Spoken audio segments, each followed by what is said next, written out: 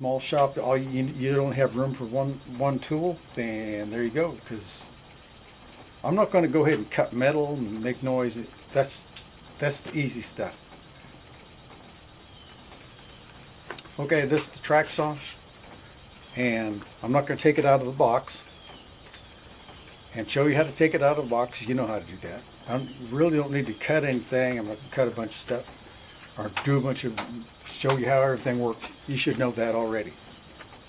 The question that we have pre-purchase, or even after you've purchased this, the question you're going to have is how you change the blade. That's what I'm going to deal with now. I'm going to write it in. Obviously, it's a TackLife. Obviously, it's a miter saw.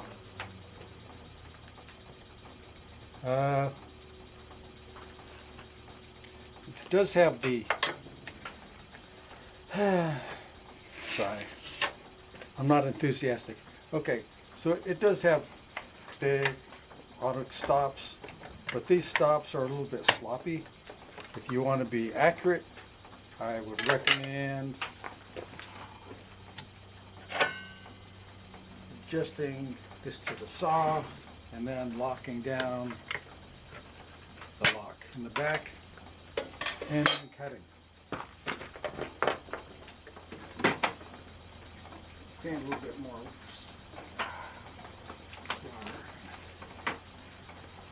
All right, does it cut? Yep, it's out of the way.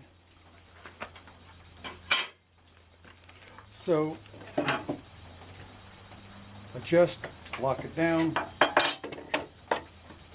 Doy. Oh, it does have a laser and the button right on top. And it cuts, apparently, it looks like it cuts exactly on the line. It takes a hair off each side of the line. You also have 2 speeds. And the 2 speeds is what sold me on it. You got a higher speed for rough cut. You got a fine cut, wood, plastic. Got slower speeds when you need it. Cuts metal. Comes with 2 wood blades and a bi-metal blade, wood, metal, soft metals, and plastic. I've got a metal blade to go with it, but let's go ahead and make a cut.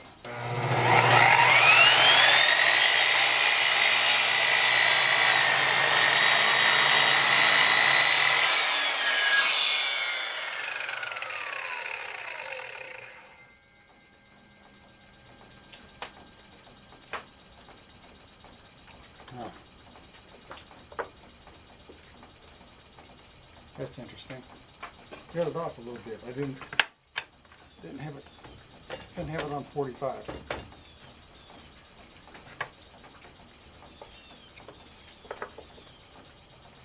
Interesting.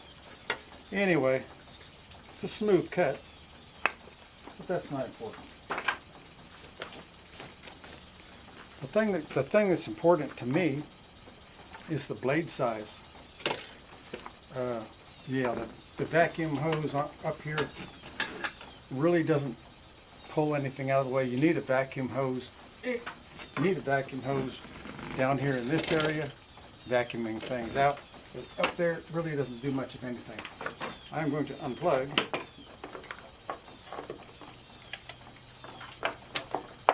That, because the issue for me was fine, it cuts, and what if I want to change the blade? Well, that's fine.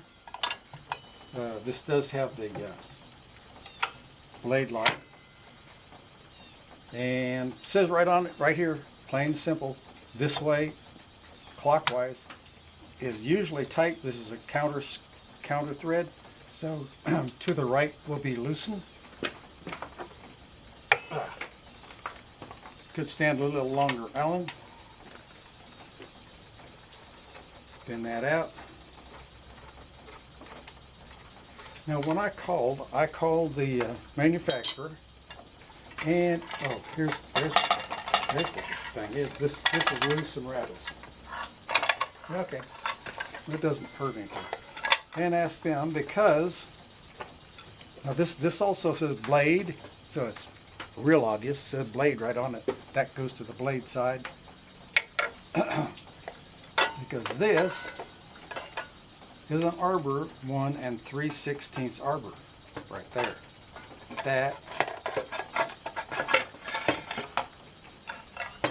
That is so not a normal size. Your typical blade is going to be 1 inch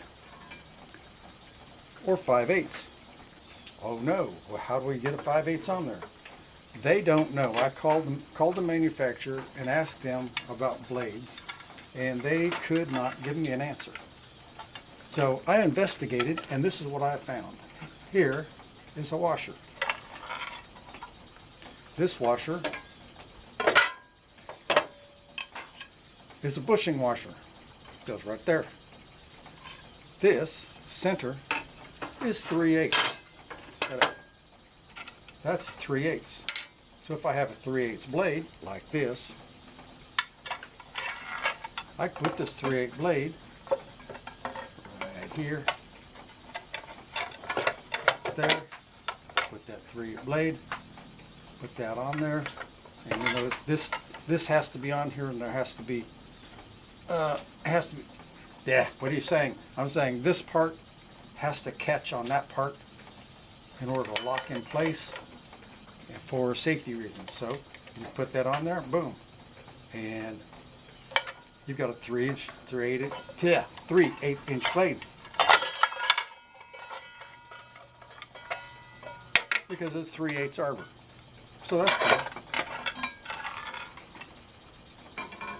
So I also got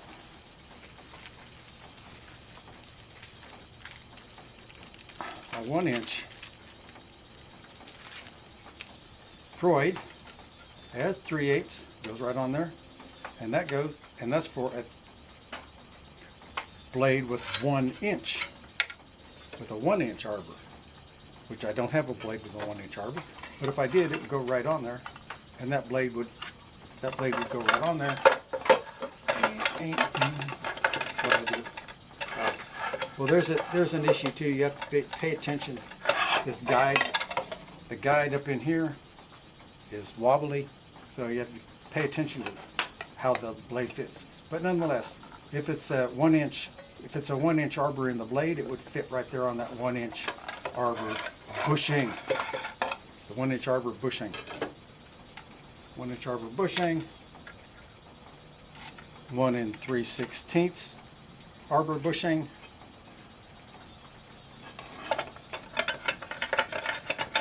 This is a little annoying, the way that goes in there, or doesn't. Is it sticking on there?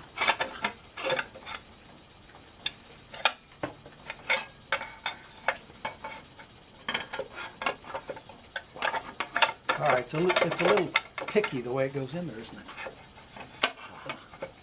That's because, okay, I'm going to explain this. I'm pushing this way right here on the blade, pushing that way. So the blade guard is going this way, where it wiggles like a good 1/4 inch, wobbling back and forth there. So you have to be careful to get the blade inside the blade guard on both ends. There you go, like that, and then it goes on there. So now you see that with the proper arbor bushing, not a problem. Put that right on there. Put this right on here. Lefty tighty. But that's the question that I had, and that's the question most people are going to have. To get this saw and look at that blade and go, wait a minute, how do I replace that blade?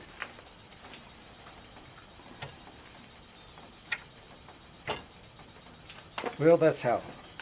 And really the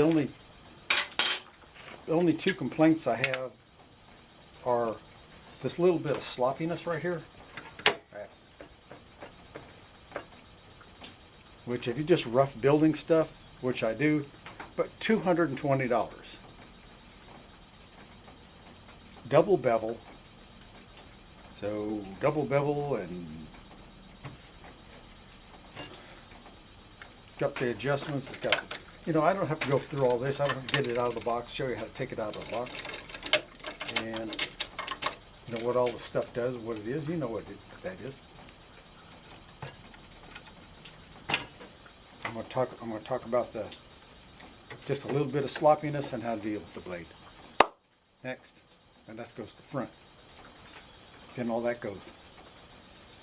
So I think that's it. That's it. Alrighty then.